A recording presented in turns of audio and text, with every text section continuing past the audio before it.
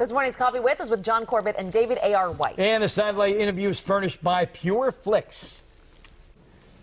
John, David, welcome to Baltimore and WJZ. How are you today? Excellent.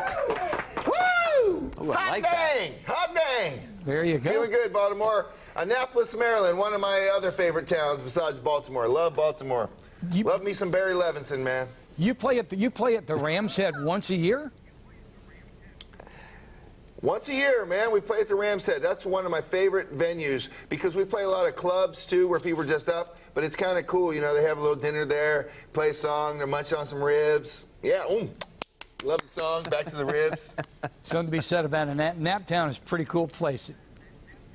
Pretty darn cool place. I could live there. There's a few towns in the United States that I really could live in besides the beautiful Santa Barbara that I live in now, and Annapolis is right up there with probably Hot Springs, Arkansas, and Austin, Texas. I could throw two more on there, but you and I are on the same page, brother. Hey, listen, you know, it's interesting. I like it. In Annapolis that we have right near Rams Head, it's called Church Circle. There's a beautiful old church there that goes back to the early days of Annapolis, right next to the government complex, Old Town. And I'm looking at the trailer of God's Not Dead, A Light in Darkness. And that church on that university reminds me so much of it. This is a really deep plot. It's faith-based. Can we talk about it for a second?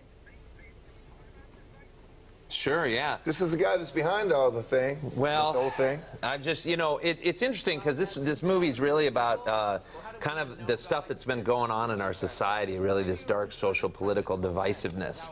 And I play a pastor. Actually, our father built this church, built this university. The university has since been turned over to the state, and all of a sudden our church burns down. And as a pastor, of course, in any great movie, I have to call my brother for help, who happens to be an atheist. And the fireworks ensue, and kind of that sets us off. But it gets even so much deeper than that. The trailer is 2 minutes and 12 seconds. And I thought I'd been watching something for 5 minutes. There was so many plot lines, twists and circles dropped into it. It's just not as easy as you got to call an atheist. You may or may not find God. You may or may not develop a relationship with him. That's just the outer shell of this. I mean, when you saw this script, did you go, wow?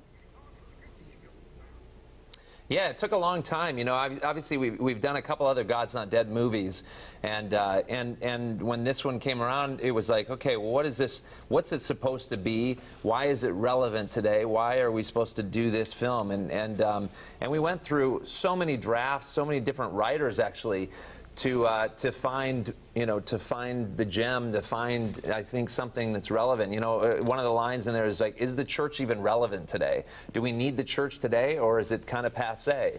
Has science come? You have so many, you know, there's a lot of arguments. It also goes from the college campus. Shane Harper's back from the first one, and it just opens up conversation, I think, that both sides of the aisle can have.